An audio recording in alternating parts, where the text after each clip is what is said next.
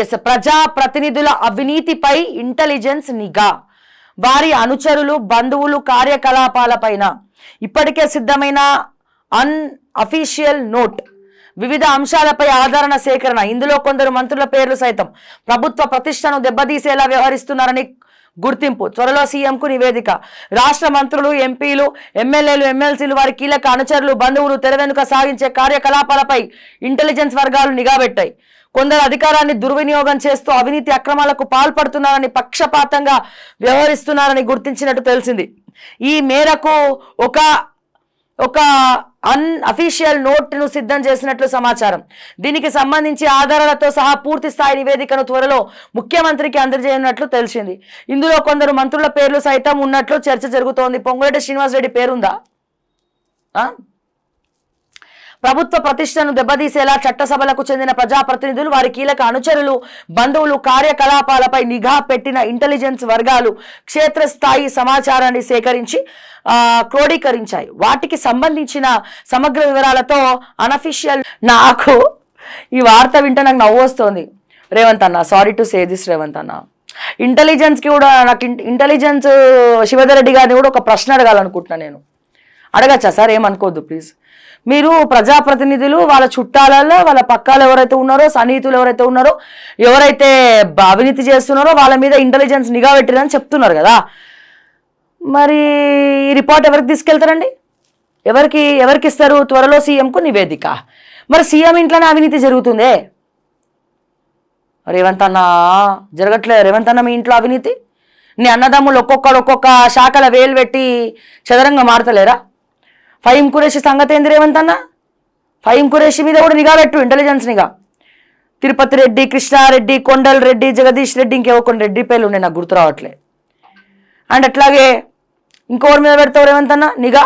ఫహీం ఖురేషి, రోహిన్ రెడ్డి, తిరుపతి రెడ్డి, కొండల్ రెడ్డి, జగదీష్ రెడ్డి, ఇంకో రెడ్డి పేరు చెప్పినాపా, కృష్ణారెడ్డి, మర్చిపోతున్నా రేవంత్ అన్న, ఇన్ని రెడ్డి పేర్లు గుర్తుపెట్టుకుంటే అయితలేదు. ఫహీం ఖురేషి, రోహిన్ రెడ్డి, ఈ 6 మీద కూడా ఇంటెలిజెన్స్ నిఘా పెట్టి సీఎం రేవంత్ రెడ్డి గారికి నివేదిక ఇవ్వాలని చెప్పి నేను రిక్వెస్ట్ చేస్తున్నా. చాలా మంచి నిర్ణయం రేవంత్ రెడ్డి గారు తీసుకున్నది, చాలా అద్భుతమైనటువంటి నిర్ణయం. ఖచ్చితంగా ఇంటెలిజెన్స్ నిఘా అనేది అందరిపైన ఉండాలి, సాక్షాత్తు రేవంత్ రెడ్డి కుటుంబ సభ్యులతో సహా వాళ్ళని కూడా ఇంటెలిజెన్స్ నిఘా వదిలిపెట్టద్దు. ఓకేనా రేవంత్ అన్న? నేను ఇక్కడ ఏం ఆ ఊరికి ఈ ఊరు ఎంత దూరమో, ఈ ఊరికి ఆ ఊరు ఎంత దూరము.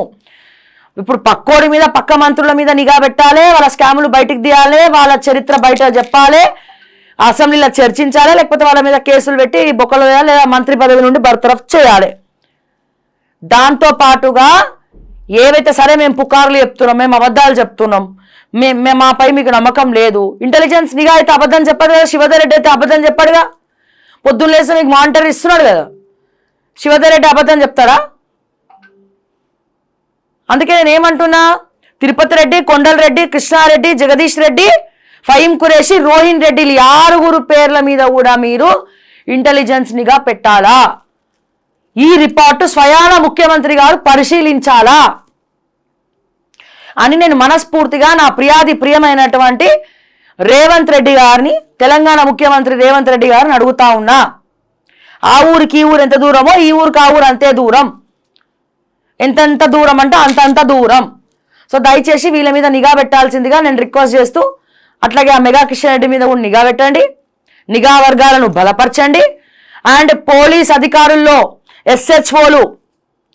ఎస్హెచ్ఓలు, డిఎస్పీలు కొంతమంది ఉన్నారు, హైదరాబాద్కి, సైబరాబాద్కి సంబంధించిన వాళ్ళ మీద కూడా నిఘా పెట్టాల్సిందిగా నేను ఇంటెలిజెన్స్ శివధర్ రెడ్డి గారికి నేను రిక్వెస్ట్ చేస్తా ఉన్నా.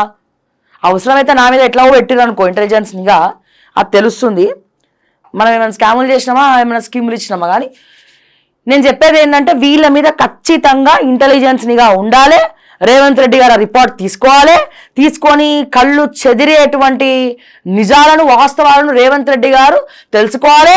వాళ్ళ అన్నదమ్ములను అదుపులో పెట్టుకోవాలి, ఫహీం ఖురేషిని అదుపులో పెట్టుకోవాలి, రోహిన్ రెడ్డిని ఆ సినిమా వాళ్ళ కాడ తిరగడం బంద్ చేయమని చెప్పాలి. ఓకే.